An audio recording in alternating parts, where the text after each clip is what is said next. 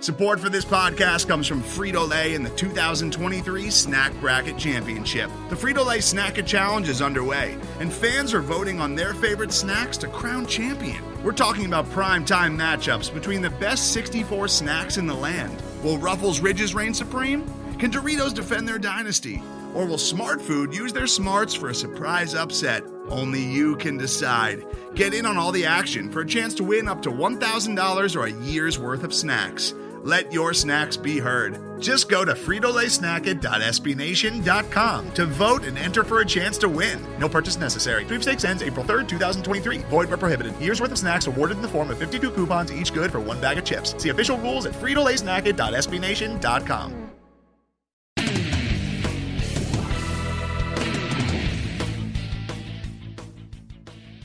What's happening tonight, fans? Welcome to the Black and Gold Banneret podcast, coming at you a day later than usual, but that's okay.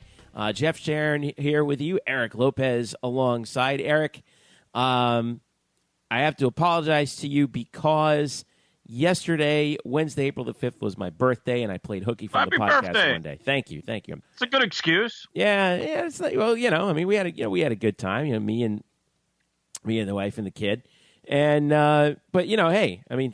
It's hard to believe now. Let's see. I'm 30. Let's see. I'm almost twice as old as I was when I went to UCF, which seems unreal to me. God. We've got a lot to talk about. Speaking of youth, we're going to lead off with a Tacko Fall story, but just remember to subscribe to us if you don't already on iTunes, SoundCloud, Google Play, and TuneIn Radio. Leave us a review on iTunes if you can. You can follow Black and Gold Banneret at blackandgoldbanneret.com. You can follow us on Twitter at UCF_Banneret. You can hit us up on Facebook as well. You can look up me at Jeff_Sharon and Eric Lopez at Eric Lopez Elo. All right, let's dive right in because even though we're through basketball season, we're eyeball deep in the spring sports. By the way, we'll have a guest on later in the show. Brian Murphy is going to join us. He's been writing about some baseball and a little bit of basketball for us on the Banneret, and he's going to join us for a little bit to chat about UCF baseball heading into. Well, actually, they're already in conference play, and they have the war on I-4 against USF coming up this week. So we're happy to have Brian join us here in a little bit, but. First things first, let's dive in on what the big story is here at UCF, and that is Tacko Fall. We thought he would be the draft buzz was kind of lightly surrounding him. But then, come to find out, it was Ileana Ramon actually reported this yesterday. Tacko Fall will test the NBA draft waters, according to Ileana on OrlandoSentinel.com. With an option to return to UCF, the school announced. The reason why is because he is basically declaring his eligibility for the draft but not hiring an agent. And so the rule is if you don't hire an agent, if you don't like where you stand, or if you go through the pre-draft evaluations, I think this is the key. If you go through the pre-draft evaluations, they send you back a grade. They say, here's a bunch of scouts and GMs look at you, and they say, okay, here's where we think you're going to go based on where you're at right now. And if you don't like that, you can come right back to school. No penalties, nothing wrong, as long as you don't hire an agent. So, what do you think about that? Is this a story at all? Or is it a non-story? What do you make of this? My opinion, it's a non-story. Okay. I think the only reason why people are even making a story is because it's a slow time of the year. There's nothing else to talk about. So let's make this a story. Well, Tacko is a thing to talk about, though. Let's be honest. 7'6" kid, defense conference defensive player of the year. I mean, it's if it has to do with him, it's going to be a story. That's fine, but he didn't do anything. He just said, yeah, I'm going to gather more information, and I'm going to give myself the option, which is what a lot of players are going to do with the new rules now in college basketball. Like you just described it. He's going to get more information. He's going to know what he needs to work on, what his kind of stock is. Can it go up? Can it not go up? So all he's doing is gathering more information. It's not really any earth-shattering news. I wouldn't really read into much of it, except that sure, I'm sure there's a curiosity to see where he is. And look, in his defense, I mean, there was a CBS site that had him mocked in the late first round. Late first round, CBS had him in their NBA mock drafts. Right. So my thing is, I'm not that concerned about it because tell me what talk to me when he makes his decision one way or the other. We went through this a few years ago with Isaiah Sykes. Isaiah Sykes did the exact same thing at UCF, and everybody, whoa, what's he doing? He didn't do anything. He came back. He just gathered information, and he decided to come back. I mean, that's what's going to happen here. I still maintain that he will be back because I think the league is going to tell him all the flaws, and I think he'll say at best, maybe he gets drafted in the second round. And if he gets that, I would expect him to come back. Now, if they come back with a grade of, hey, you're a first-round pick and this or that, then he might change his, then he declares. But, again, I don't think it's a bad thing to gather more information. If you want to gather more information, you find out where you stand. I think he'll get told what he needs to do to improve his draft stock if he comes back. That's the other advantage of doing this. So, I think it's smart to do it. I think every player should do it, quite honestly. If I'm BJ Taylor at the end of, if not this year, at the end of next year, I would do the same thing. I would do the same thing if I was any college basketball player that had aspirations of going professionally eventually. You want to know where you stand, and now with the rules the way they are, there's a bit of a loophole that you have an opportunity to find out more information than you did in the past. Now, here's what CBS has him. Now, this was Howard Megdal. Now, this is an important distinction to make. Tacko Fall right now, according to Megdal at CBSSports.com, is listed as the 24th best prospect. Now, that is different than a mock draft because he's just ranking how good the players are in this class, irrespective of any team's need heading into the draft. So he's not predicting which teams are going to go where based on the lottery or any of that kind of stuff. He's got Markelle Fultz of Washington as number 1, Josh Jackson of Kansas is 2, Lonzo Ball, UCLA 3. Tacko is 24th. To give you some context, he's just behind John Collins, of power forward from Wake Forest, and just ahead of Thomas Bryant of Indiana. He is also listed as the second best center in the draft, behind Justin Patton of Creighton, who's 7 feet tall, 230 pounds. Oh. Tacko listed 7'6", 290. So that's – I think people are kind of confusing that. Oh, he's predicted to go in the first round. No, he's merely saying that they expect him to be his ranking is 24th if he comes out now. DraftExpress.com has him listed as the 51st pick in the 2018 mock draft. They have him listed as the 26th best sophomore in the NCAA and the 96th best prospect out of the top 100. That's according to DraftExpress.com. I have said before that I would never. Let's say he comes out. I would never begrudge a guy one bit for deciding, you know what, I want to take my shot right now. There's a lot of money waiting for me. I think I can make it work. I have the evaluations that say I can make it work. I'm going to go. I would never begrudge this guy one bit if he decided to leave. I mean, he's from Dakar, Senegal. Came to the United States. I would be like, hey, I'm all for it. As a fan, selfishly, I would be upset to see him go. And I personally, based on my amateur basketball knowledge, would say, all right, well, you still look like you need to cook another year, all right? Because yes, Conference Defensive Player of the Year, I get it, but it's his offensive game that needs work. Looking at his numbers from this past year, his minutes went up 9 minutes a game, but although his field goal percentage went down 71%, still pretty good. Poor foul shooter, 46%. He finished the year with 10.9 points, 9.5 rebounds, and 2.6 blocks per game. Now, that's up from 7.4 and 5.9 in his freshman season. And and he had almost double the number of shot attempts last year and almost double the number of minutes from last year as well. But there's still a lot of stuff that he needs to work on. He actually had considerably fewer blocks per minute, if you will, than he did last season.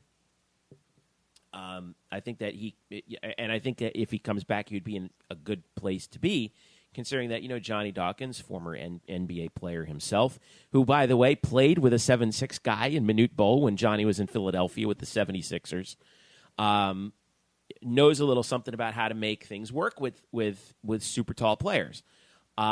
I still think he needs one more year. I think you do too. And, but by the way, one interesting note I did want to get in here before I ask you this is that I seem to recall that. Do you remember Vashon Leonard played for the Heat? Yeah, Vashon Leonard. Vashon Leonard, I think, was the first guy who ever did this. He declared for the draft back in 1993 or 4, but did not hire an agent. I think he was actually drafted. And then didn't like where he got drafted, so he went back to school because he didn't have an agent. Played one more year at Minnesota and then came out to the NBA. And had a fairly successful career. I think he was the first guy to do that. Someone will have to check me on that, but he's the first guy I remember doing something similar to what Tacko is doing. And this is good because it's sort of a bone that the NBA throws, for over concerns about the one and done rule and all that kind of stuff. But I personally would be, sad if he goes, but I totally would understand it from his perspective. What about you? As long as he gets good advice, don't do a Jacoby Glenn. See, my thing is don't do a Jacoby Glenn. And for people that remember the Jacoby Glenn story, he declared early. He went against people's advice. He went against the coaching staff's advice. Nobody gave him a high grade. And this, having been around that football program, they will give you an evaluation of where they think you'll go in the draft. Mm-hmm. And Jacoby Glenn ignored it, in part because, as it's been speculated, I think a relative thought he should go.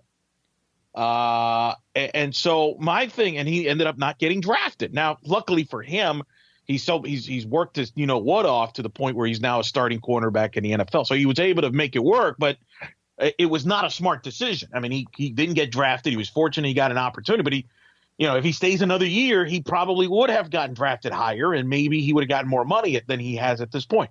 So my point is a little bit of a harder sell, though, when you're talking about football, though, right? Sure. But here's the thing. In basketball, there's only 2 rounds. And one of the issues that we run into in basketball is that everybody declares because everybody thinks they have potential and everybody just wants to get drafted. And there's a lot of different agendas.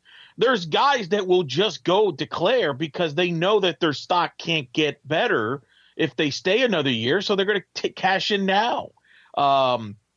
And there's going to be guys that are going to be told, yeah, we think you're a late first-round pick, but then they turn out to be a second-round pick. There's going to be guys that think they're going to be told they're maybe a second-round pick that don't get drafted. There's only 60 selections. And as you know, anybody that's followed the NBA draft, a certain percentage of those draft picks, teams are going to take foreign players that they can stash away because they don't want them on the roster. So they play overseas. They probably don't even come back to play in the NBA. So in reality, there's maybe 50 spots available.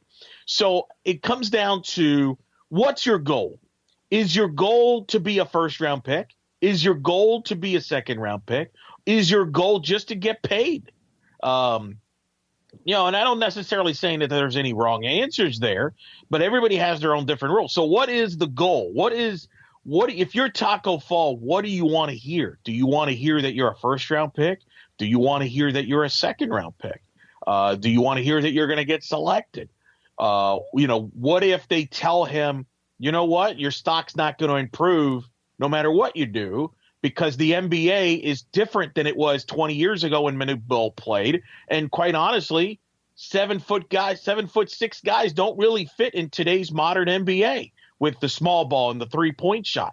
So my concern with him is I do worry. I know people assume that he'll get taken, but does he want to be relevant in the NBA, or does he just want to get taken and just be a selection and just say, hey, I got drafted and that's it? Those are decisions they have to make personally. I'm in the believer that, I'd like to think he wants to make an impact in the NBA.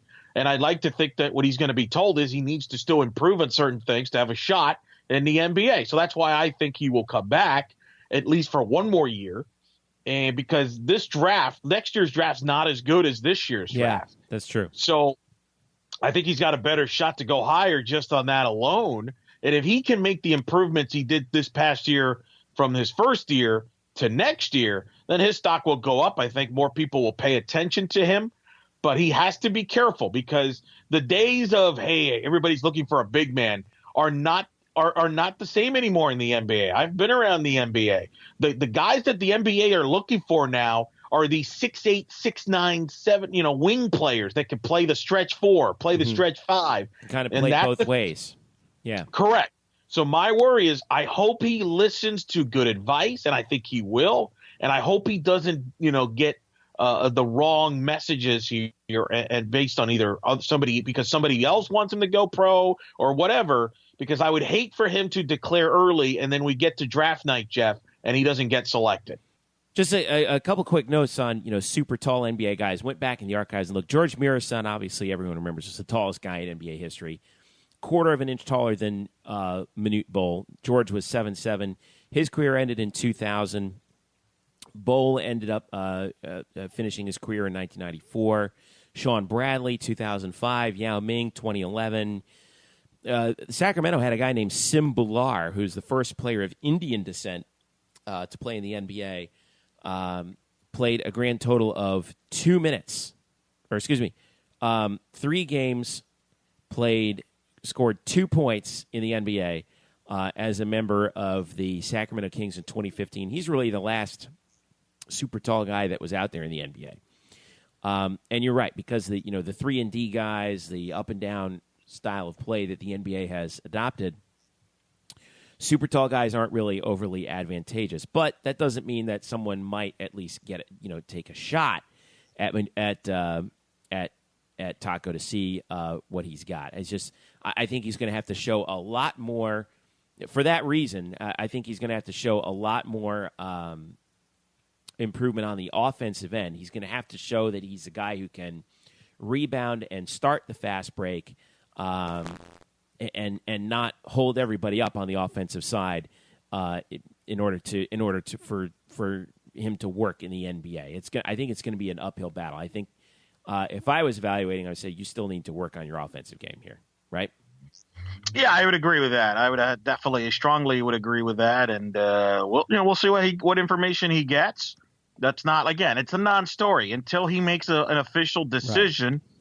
After he gets information. I think it's a non-story, and there's nothing to worry about. He's just going to get his more information, and we'll see what happens. Whatever it is, I hope that you're right. I hope he gets the right information and acts upon it accordingly. And either way, I think I'll be happy for him. Either way. So, all right.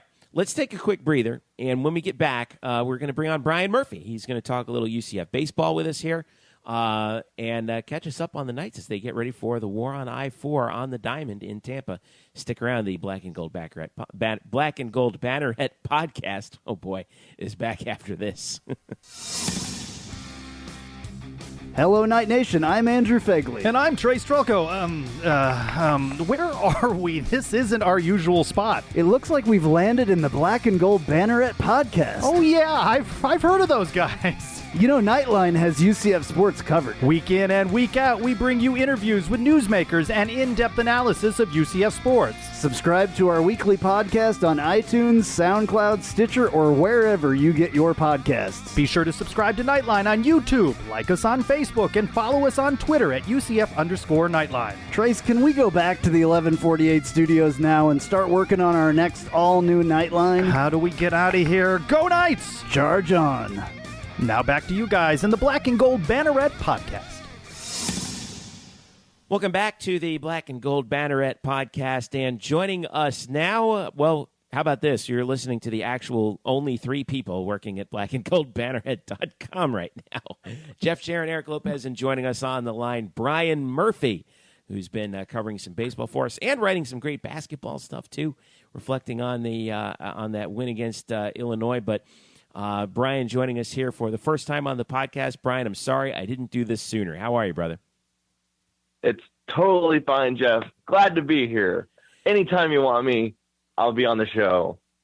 Thanks, brother. So let's talk a little baseball. Let's talk a little UCF baseball right now. So we're 23-7, 21-5 at home, coming off of a win against Stetson at home midweek. Prior to that, 2 out of 3, winning 2 out of 3 at home against number 11 Houston. And UCF now heading out to Tampa for 3 this weekend to continue the conference schedule. So, wow, we both sat in Greg Lovelady's office for our preseason interview with him, and you've gotten to talk to him more than a few times, and a couple of the players as well. Is this 23 of your first 30? Is this start what you expected, or are they playing like way above their heads right now? I don't know if they're playing way above their heads. Certainly, you think there's going to be some regression. I don't want to start on a negative note, but their pitching has been so outstanding. I mean, from top to bottom, starters and bullpen have been absolutely phenomenal. I think they gave up a run. The bullpen gave up a run against Stetson on Tuesday or on Wednesday, and that broke up like a 25 inning scoreless streak for them. The bullpen has been probably the star of this team. The star has been outstanding. I think as the season goes along, we get deeper into conference play, those guys at some point, because it's baseball, we'll give up some runs and won't pitch as well, and this team might lose some games that right now they're winning. I'm not sure if you told Lovelady, back in February that you'd win, 23 of your first 30. I don't know if he'd believe it, just because it's a new voice in the locker room. Granted, this team does have a lot of seniors, which is really, I think, helping it out a lot. But I do think that it's a bit of a surprising start, and I do think that I'll be interested to see, and I hope I'm proven wrong, but I'll be interested to see if this team can keep it up and if this bullpen can continue to be as spectacular as it has been. Let me look on the hitting side right here. Luke Hamlin has been on a tear all season. He's at 347 right now. But the guy I really kind of gravitate towards in terms of just being a real surprise has been Rylan Thomas. In his freshman year, he's hitting 346. He's slugging 587. He's got 6 homers, 30 runs batted in, leads the team in those categories. Gosh, where did this guy come from? What are we seeing here from him? Well, a lot of power. I mean, this team, our home stadium, the J. Bergman Field, has never been a great home run hitter's park. So UCF teams don't usually have a lot of power. But this, Rylan Thomas coming in from, I think, Winter Garden, Windermere Prep, and slugging 587 so far, hitting 346. He's got 6 home runs. I think it's been again another pleasant surprise for this team. And I would also add Rylan Thomas, a part of that bullpen as well. He has actually pitched 7 scoreless innings this year out of the bullpen. So he's been great on both ends of the game for this team, and something that, again, a team that has a lot of upperclassmen, to have freshmen. Well, I'd say Rylan Thomas on the hitting side, and then Joe Sheridan on the pitching side, has really helped this team sort of round out. But he's been outstanding and given this team extra base hits where they may not otherwise get them. Murph, look at this pitching staff. I mean, I think ERA, they're top 5 in the country in ERA. They are second. They are second in the country behind the number 1 team in the nation, Oregon State. That's good company to have. Why have they been so good? And talking to both sides, what is it? Is it the fact that the pitchers know their roles? Because I think UCF fans will say there's a lot of pitchers back from last year's team, especially in the restarting rotation. But there's some new faces. But why the drastic improvement? And when you ask about that to Lovelady and the players, you don't get a lot of you get a lot of cliches, which isn't the best thing for us reporters. It's a lot of, one pitch at a time. I just go out there and do my job. But I think right now, these guys are really comfortable with what Lovelady and his pitching coach, Justin Parker, are preaching to them right now. Stuff-wise, and also I'd also like to point out, again, like I pointed this out already, like sometimes in baseball, they just hit them. Even if you deliver a bad pitch or the guy hits the ball in the nose, you've got a defender there, or it popped up or weak contact. So they may be also getting slightly lucky. Just going to point that out. They might be getting slightly lucky. But I think this team right now knows their role as far as starters and relievers. They've set their weekend rotation with Robbie Howell, Juan Pimentel, and Joe Sheridan. They had their closer in Bryce Tucker. Everybody knows their role. They feel very comfortable. Winning is infectious. And I think there's no pressure on this group right now. I think they're going out there, and I hate to be cliche just like they are, I think they're going out there and just doing their job and not putting any pressure on it. And the results are turning up roses for them. Here's a cliche for you. They say luck is when preparation meets opportunity, and I think that's certainly been the case with them. Now, so let's look at the schedule now coming up. They got 3 against USF coming in.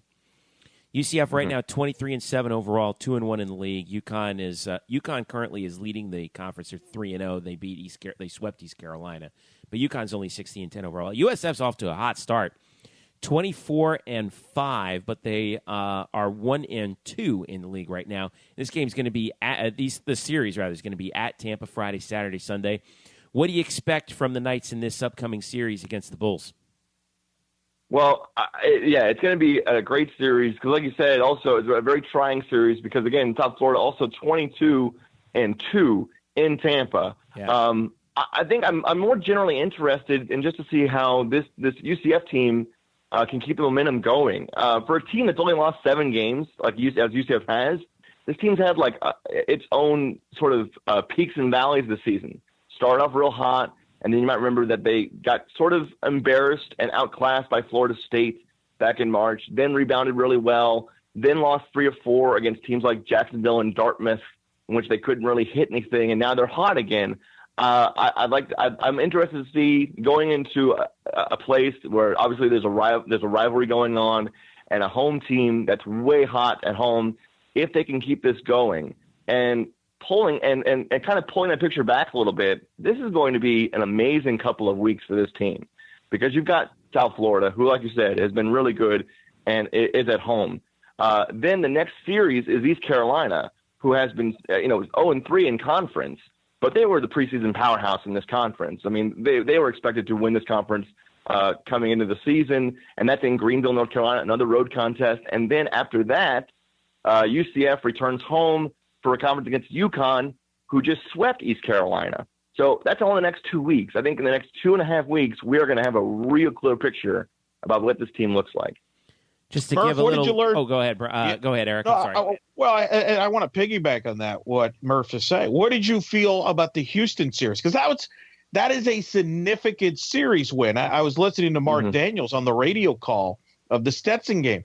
UCF's RPI, and I know it's early in the baseball season, but hey, you know what? That's what us media people do. All right. Their RPI was in the 60s going into the Houston series. And now all of a sudden, because they won 2 out of 3 against Houston, as I'm looking at Warren Nolan, who projects RPI numbers, UCF's a 36 RPI.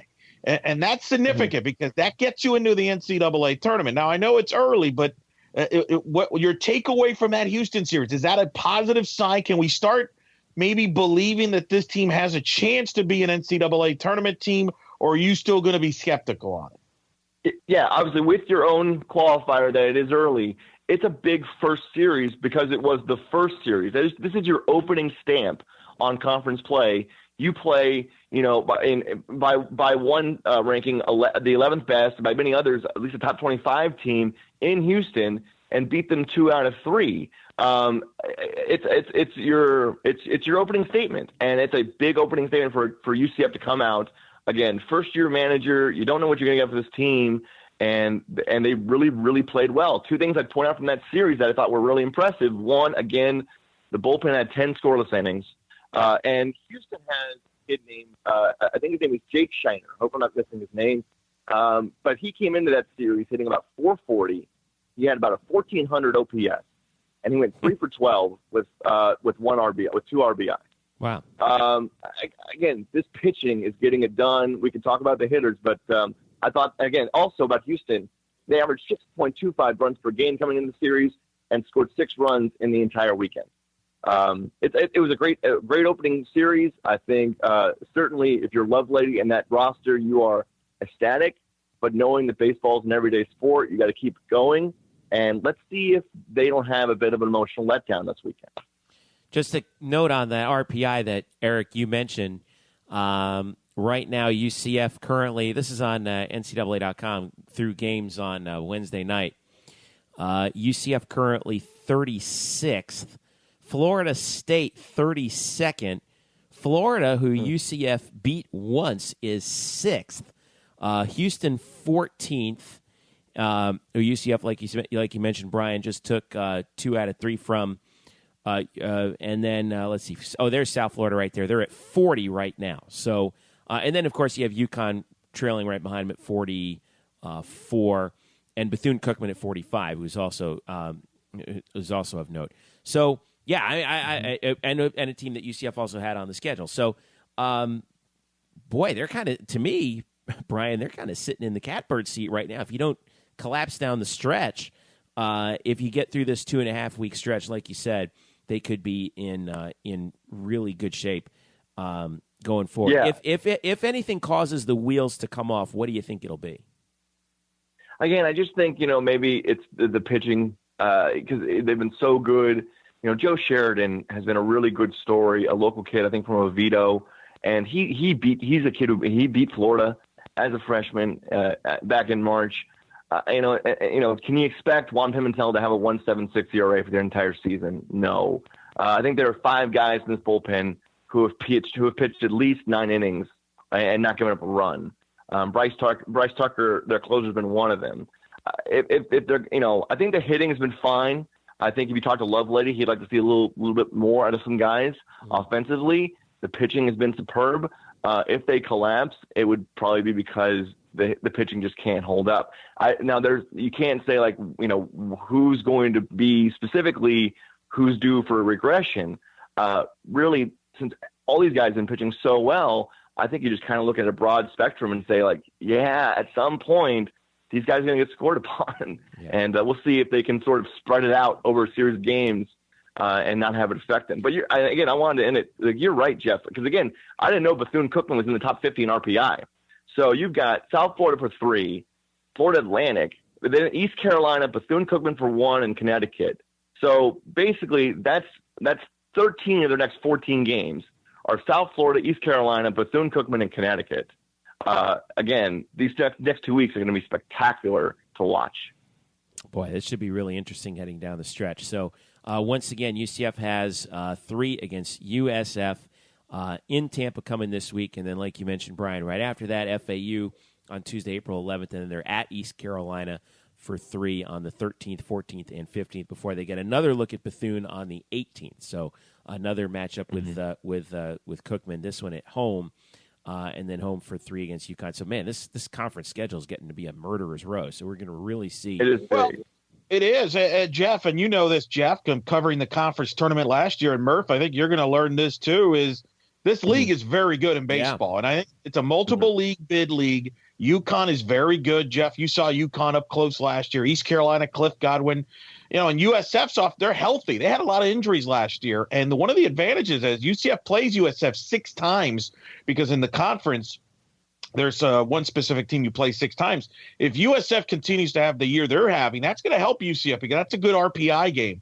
And that's to me, that what jumps out. It's exciting for UCF because I think, and I'm one of them, has kind of been a wait and see approach because the schedule non-conference, at least on the weekends, have not been, exciting, right? It's been kind of a schedule that was made by the previous regime to try to get some wins. But I think it's helped them get some confidence. And now you're getting into a league that I think is going to be 3 to 4 bid league potentially.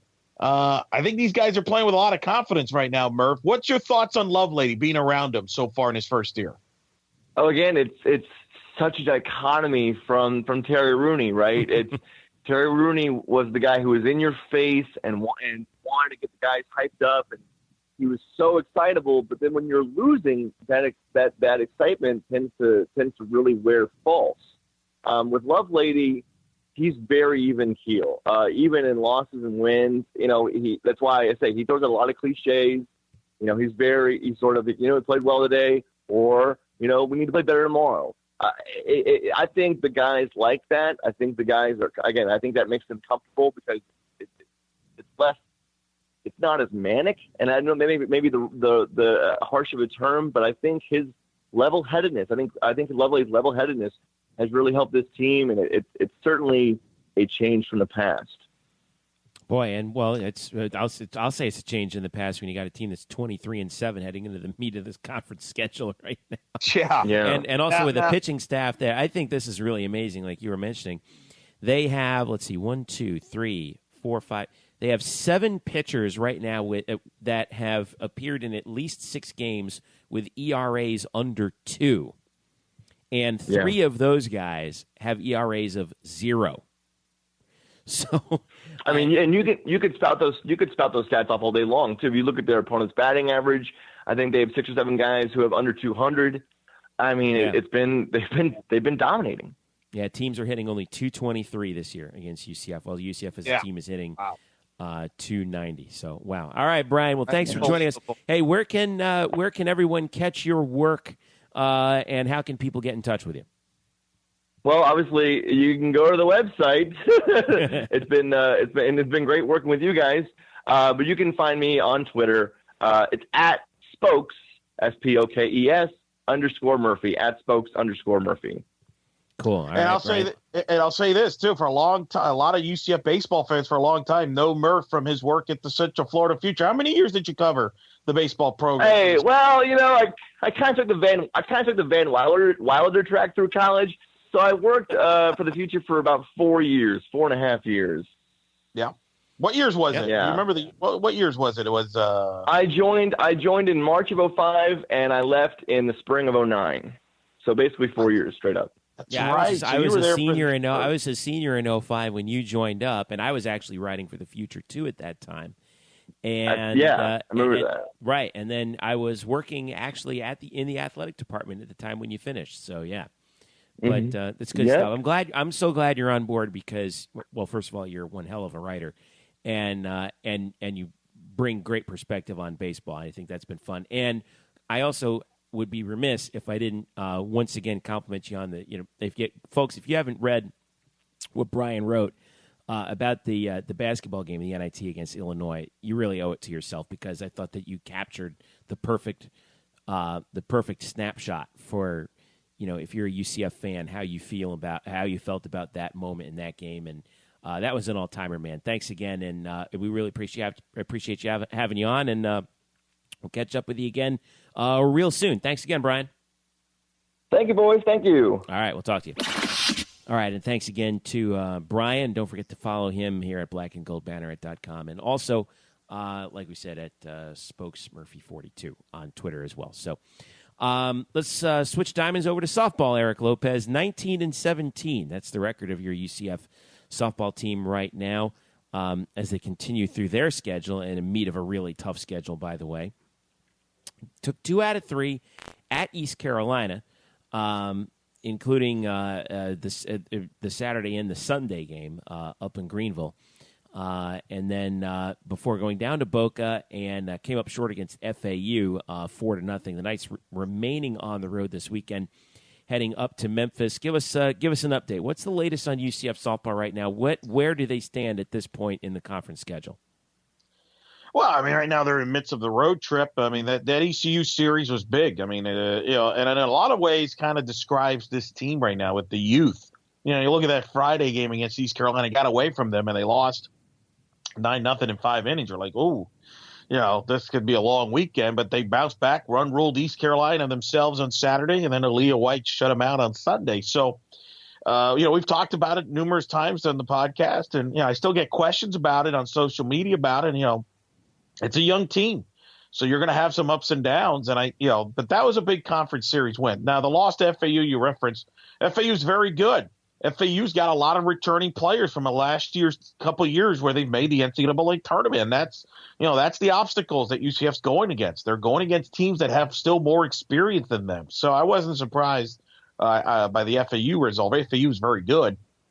Now they go to Memphis, and this will be another challenge. Memphis is a very scrappy ball club with experienced pitching, with Christian Novak, They got Trosclair, some good leadoff hitters. They don't have a lot of power, but they have a lot of slap hitters, and that'll be a challenge for this young team and this young pitching staff in particular. So, it's about a learning deal. But again, there's only 3-3 in the conference, and other than Tulsa's off to a 5-1 start. And as I've said, I think this regular season it's Tulsa's championship to lose. I think after that it's wide open, and so there's still opportunities there. And you look at the way the schedule breaks for them after this Memphis series. That's why this Memphis series is big. This is a big series because if they can win this series on the road, now you come back home for USF at home, bye week as far as conference is concerned, then Connecticut at home. So you've got a chance to make a run in conference-wise if you can win this series against Memphis. Easier said than done. Right. So I think it's a big series. It's a big series for them. If they can find a way to win on the road here and go to 5-4, in conference with next 6 at home before you go to Tulsa, you got a chance to make a run at maybe second or third place in the conference, in my opinion. Interesting to see how this young staff, I'll be curious how they handle the Memphis slap hitters who are very good and a very pesky team, a very good team. It'll be a good challenge for this young staff and a learning weekend for them as well. I was going to ask you about that, particularly with the pitching. Like, do you feel like, watching them, like, is it shaking itself out, or do they still have a long way to go? No, the issue is when you have 3 freshmen on your roster and you're depending on them for a chunk of the innings, it's up and down. And, a 1 inning here or 1 inning there can make the difference. Now, offense, but that also goes to the offense. I mean, you look at the offense right now. If you look at the lineup on a given day, you've got a redshirt freshman behind the plate in Autumn Gillespie. You've got a freshman in Clarkowski getting at bats. You've got a true freshman in Esparza from California getting at bats. So it's a lot of youth there. We're not even talking about some of the other freshmen that they're getting playing time, hit and miss. Aubrey Johnson, another kid. So, unfortunately, as you know, with freshmen, and I have always said this when it comes to women's sports compared to men's sports. In women's sports, with freshman players in any sport, regardless of it is, for some of them it takes them longer than others. There's an adjustment period.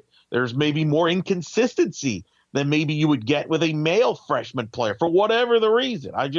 That's just the way it is, partly because of the emotions. Maybe you're up and down. Men are more physically, I think, ready to compete at a college level than maybe the women are in some instances. There's a maturity factor of it. So I think that's where this team is. It's still a learning curve. I think it's still up and down. This team is capable of winning the next 5, and they're also capable of losing the next 3 or 4.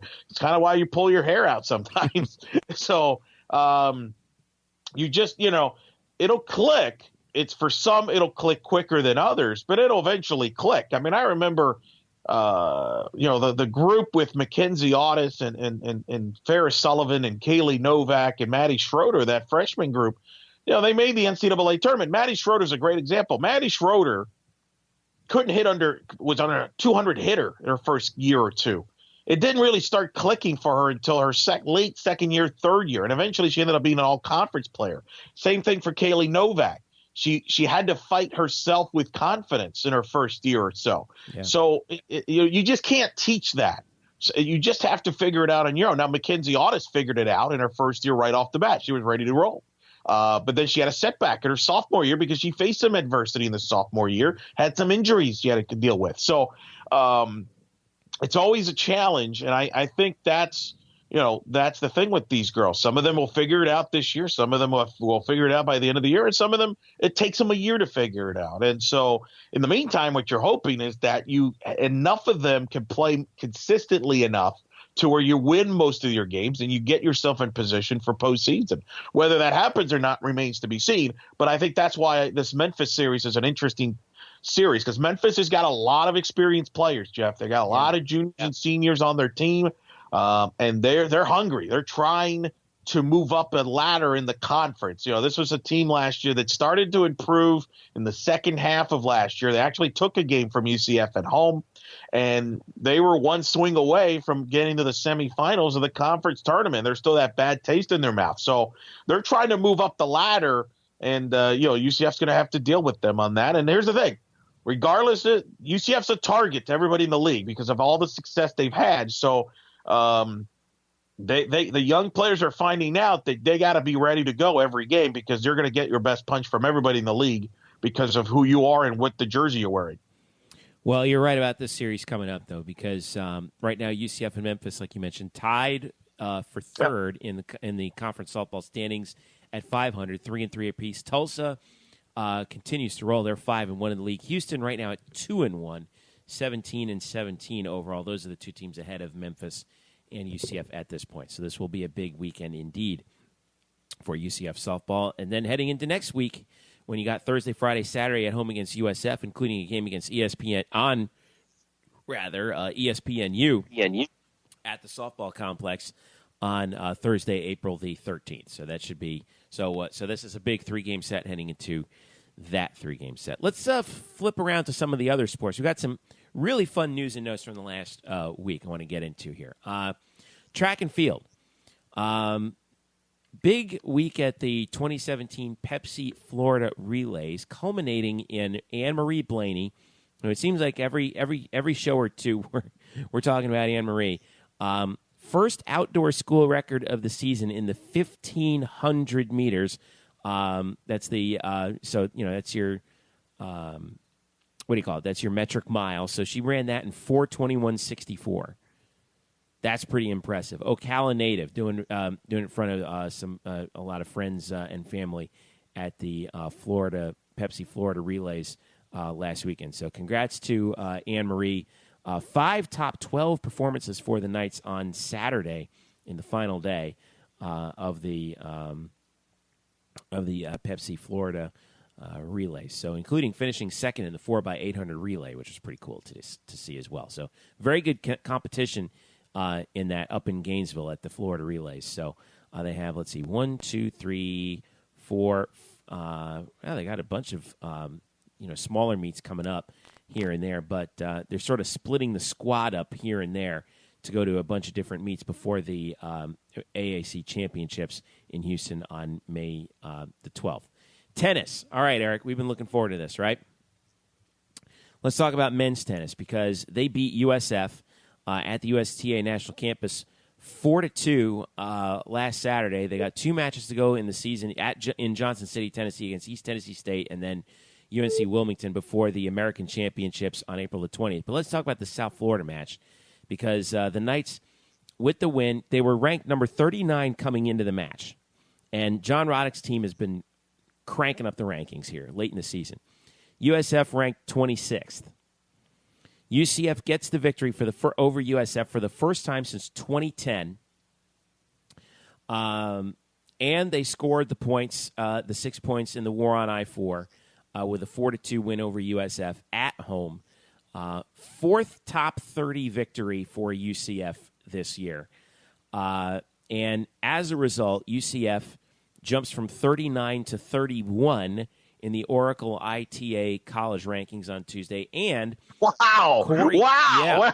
Wait, what is that? First of all, explain that. That's a great wording there. Explain to the audience what that means because, wow, that's a good vocabulary you just used there. So they just jumped 8 spots in the Oracle ITA college rankings. Is that like an RPI? Is that the tennis version of the RPI? Yeah, that's right. Wow. So and in tennis, the way they do that is, they there's no like coach's poll or anything. The rankings are all statistical. And then Corey Lovett, who individually is ranked number 70 in the country, was named the AAC Men's Tennis Player of the Week by the league office for his victory, or for the job that he did against USF. Knights right now 12-5. John Roddick, man, what a year that they are having. We thought it would happen pretty quick, right?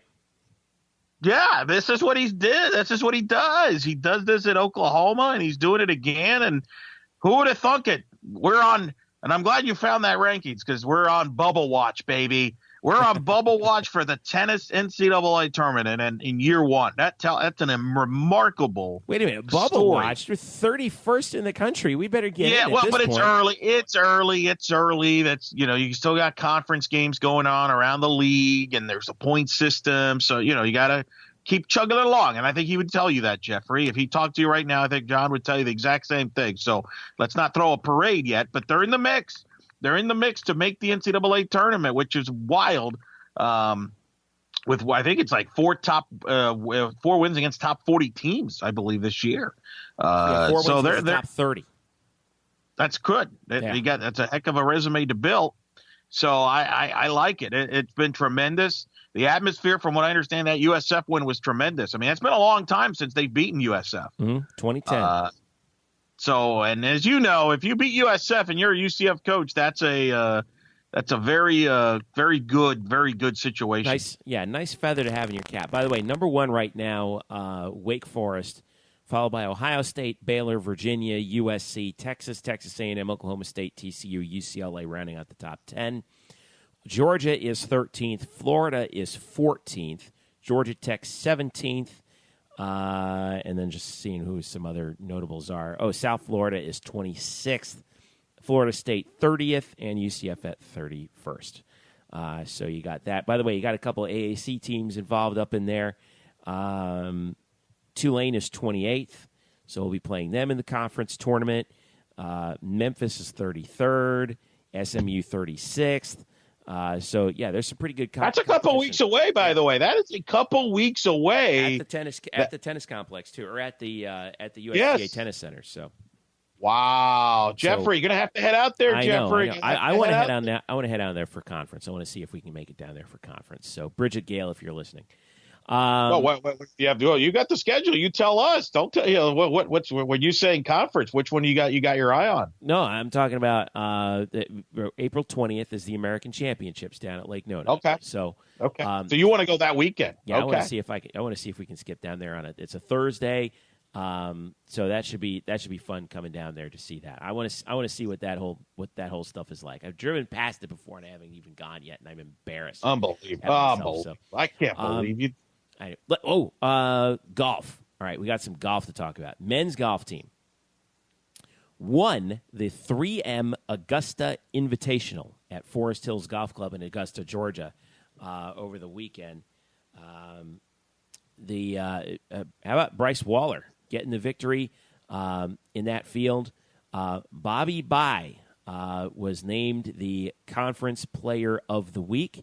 He finished -10, 69, 68, 69, tied for runner-up in the individuals for that tournament. But Bobby, UCF's leading player, heading for that tournament title. So that 2-day tournament, huge for UCF as they finished. I'm trying to pull up the final numbers. They're heading to the Boilermaker Invitational hosted by Purdue for their next tournament, which is a little bit more than a week. UCF went into the final round and trailing in third. They were down to Illinois and New Mexico, turned in the best round of the weekend. 4 guys finished under par, and the 5th guy finished it even. So there you go. How about that? Right before the week before the Masters, UCF wins a tournament in Augusta, not at Augusta National, but at the. Did they get a green jacket? Invitation. No, but there's a picture.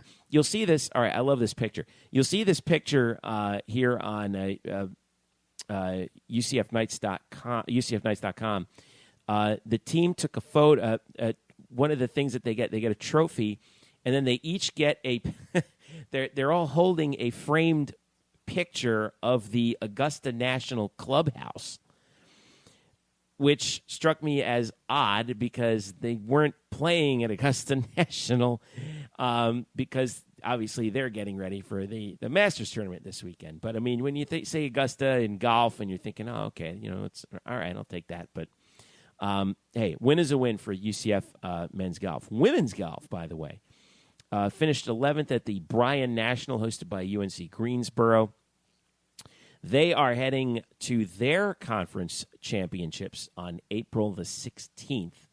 That will be held in Palm Coast, north of Daytona. So best of luck to the women's golf team and Emily Marin as they get ready for their conference championships coming up. So So yeah, that's a pretty busy week, and we're through the equinox, Eric. We're through that long stretch. We had basketball crossing over and everything. By the way, men's American Athletic Conference tournament will be April 23rd, 24th, and 25th in Palm Harbor. So, but yeah, now we're coming down the home stretch, baby. Here we come. That's always fun, and boy, that blows me away. I can't believe it. That before you know it, we're just around the corner, and all the spring years teams are done. That's wild. Well, we're already in conference play for softball and baseball, which are the sports that end the latest. So, and that's going to happen real quick before we even know it. So, all right, let's wrap it up here on the Black and Gold Banneret podcast. Eric Lopez, what are you working on this week? Well, that's a good question. What am I working on this week? Well, I'll be working. It's weird because when softball's on the road, I'm not with them. It's a little weird. So I obviously what to do with yourself. I'm still recovering. I covered WrestleMania, man. It was great. How was that, by the way? I saw the photos. How was it? That was tremendous, phenomenal. Say what you will. You almost had a front row seat for Undertaker's last match, man. Floor seats. WWE hooked me up through the radio station. It was tremendous. The Undertaker's last match, as you mentioned. You had, of course, Brock Lesnar, former UFC fighter, an amateur wrestler, defeating Bill Goldberg, who played at University of Georgia in the big match. It was great. I mean, it was packed, sold out for WrestleMania. It was sold out. Every event across town was sold out. It was phenomenal, remarkable, and so it was. So I'm glad to recover from that. But that was a blast. But no, I mean, I'm obviously still producing Tuck and O'Neill weekdays, so that's kind of what's on the horizon from that standpoint. And then you mentioned it, next weekend, USF comes to town for a big 3-game series, ESPNU on Thursday, and I'll be back on the call for that for Friday and Saturday for the Bulls series there. And then that'll be a big one there. So I'm looking forward to that. But yeah, I mean, that's kind of and then thankfully I'll be going to the last couple Magic games of the season. So that'll be exciting. Yeah. Gosh, oh man. Well, I'm listen. I know how much of a wrestling fan you are. I'm not that big of a wrestling fan, but I know you must have had a great time at WrestleMania. I saw you. Oh, it's fun. See, there's you, and then there's a guy I used to work with at my job, Dr. Ron Thomas, who is actually a wrestler himself on some of the Florida circuits, who attended who attended WrestleMania and was talking about that as well, and how much fun of how fun of a night that was. And it was. It was a tremendous. It looked like it was a great. I didn't see anything. Obviously, I'm not a wrestling fan. I don't subscribe to WWE Network, but it seemed like it was like the fun of the event certainly matched the hype. Oh, no question about it. It was exciting. It is. It's like the Super Bowl. It's an exciting event just to go to, and it was fun. So I certainly enjoyed it. It's one of my favorite things I do. So it's a lot of fun. I know you're not a WWE guy, but you're an NFL guy. Yep. And the big news this week is Tony Romo going to the CBS broadcast. Now, you might be saying, well, why am I bringing that up on the UCF podcast? Well, Brandon Helwig of UCFsports.com brought this up on his message boards. And that's why, again, that's one of the million reasons why you need to subscribe to UCFsports.com if you're a UCF fan. If you haven't done so, what are you doing? Like, you need to reevaluate. But I don't know if you recalled this, but Tony Romo played his college ball where? Eastern Illinois. Who UCF played in 1999. And Romo played in that game, apparently. Yeah. And apparently that was his first collegiate loss. Is that right? I don't know the specifics on that, but I think that sounds about accurate because he came in, I think started the week before or something like that. Yeah, and that year, that game was played at the Citrus Bowl. That was the year where UCF played a tough schedule. They had Purdue with Drew Brees to open the season. I was at that game when they opened the 1999 season against Purdue and Drew Brees and Joe Tiller. I went up for that weekend. It was Labor Day weekend. I had a friend who was going to school at the time, and I went up there to see that game. Vic Penn, great name, started at quarterback for UCF, a kid out of down in Miami, was the unfortunate task of following Dante Culpepper's footsteps. And but so I remember going to that game and seeing Purdue, and that was the year I think UCF played at Georgia Tech. They played at Florida. I think they played at Georgia, if I'm not mistaken, back in that season. But apparently, again, and I didn't know about it because I didn't go to all the games that year. I was like, that was the last year that I didn't follow UCF football for a full year. My first full year that I started following UCF was 2000. But I went to that 99 game again because I had friends there. But, that year, UCF played Eastern Illinois at home. Yeah. UCF, I pulled up the schedule that year. So UCF's first 4 games. You ready for this? Yeah. Home for number 22, Purdue, loss. At number 4, Florida, loss. At number 12, Georgia Tech, loss. At number 11, Georgia, loss. Controversial loss. Yes. That was a offensive pass interference call by the SEC officials. That was certainly it was a bad call. I mean, by the way, the Knights also had a game at Auburn that year in November and lost that one. Yep. Eastern Illinois was the first game that wasn't against the top 25 opponent, and it was UCF's first win of the year, 31-21. And Eastern Illinois that year, actually that was their 4th loss in their first 5 games, so they were struggling. But Tony Romo that year played in 3 games, one of them against UCF.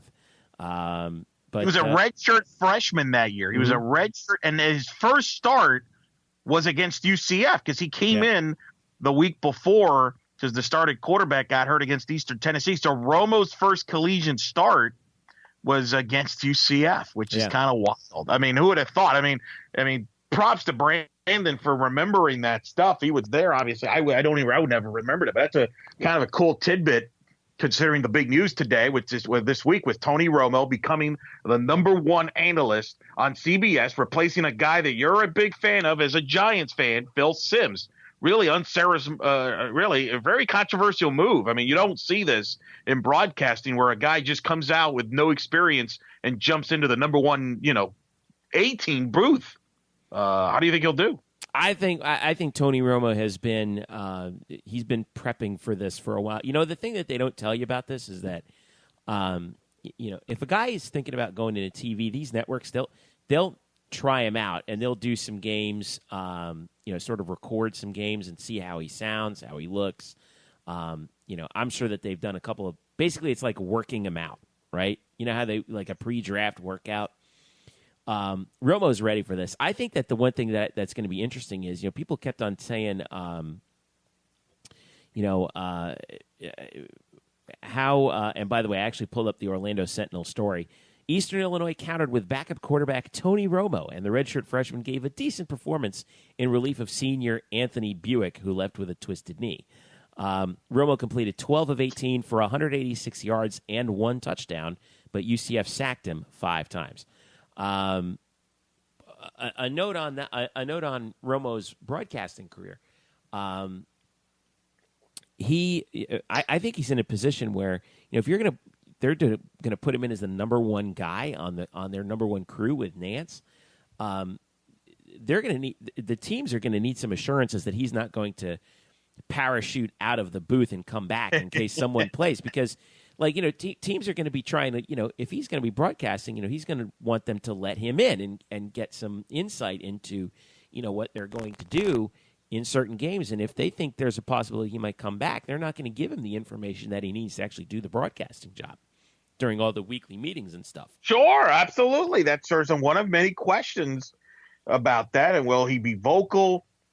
Will he be critical? Who knows? I'm just surprised that he's going to be there by himself, because normally when you bring in a main guy, you put him in as a 3-man booth. Like when Troy Aikman started, they paired him with Joe Buck and Chris Collinsworth. Yeah, Chris Collinsworth, that's right. People forget that. Correct. Phil Simms, ironically, when he started, when he went to NBC, he was paired up with Dick Enberg and Paul McGuire. Right. And before that, he was a studio guy in ESPN. Correct. So this is very rare. I was trying to think of the last guy. The only one I could think of to some extent, I guess, maybe was Boomer Esiason when he went to Monday Night Football. But even then, I'm trying to remember. I thought – Well, Boomer had previous broadcasting experience before, because I remember – Boy, people are going to be like, wow, Jeff, you're a real friggin' nerd knowing this. Boomer, in the offseason, was an analyst for USA Network's coverage of the World League for 2 years. So when he was an active player, he was broadcasting games. Right. Yeah. So I mean, he had some reps before they shoved him into the booth. Yeah, so this is very stunning. I'm just surprised they wouldn't at least keep Phil Simms in there as a third guy for 1 year to kind of for the transition instead of putting Romo without a net. If they put him in there, I would like to see them paired up with a veteran guy who's like a defensive player. So, Sean McManus does not believe it in that. So it's what it is. All right, Eric. Well, let's wrap it up here on the Black and Gold Banneret podcast. Remember, you can look us up at UCF_Banneret. I'm at Jeff_Sharon. Eric's at Eric Lopez Elo. Look us up on Facebook and at blackandgoldbanneret.com and subscribe to us on iTunes, SoundCloud, Google Play, and TuneIn. Thanks again, Eric. I'll talk to you soon. Take it easy, Jeff. And thanks again to Brian Murphy also for joining us earlier today. You can follow him at SpokesMurphy42 as well on Twitter. For all of us here at blackandgoldbanneret.com, I'm Jeff Sharon. Have a good night and go Knights!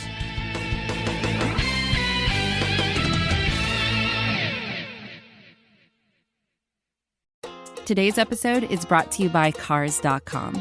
With over 2 million vehicles and 50,000 more added every day, Cars.com will match you with the perfect car for you, your budget, your life, your style. And if you're ready to say goodbye to your current car, Cars.com will get you an instant offer to cash it in. Just start by entering your license plate and get matched with a local dealer who will write you the check. So whether you're looking to buy or sell, just go to Cars.com. It's magical.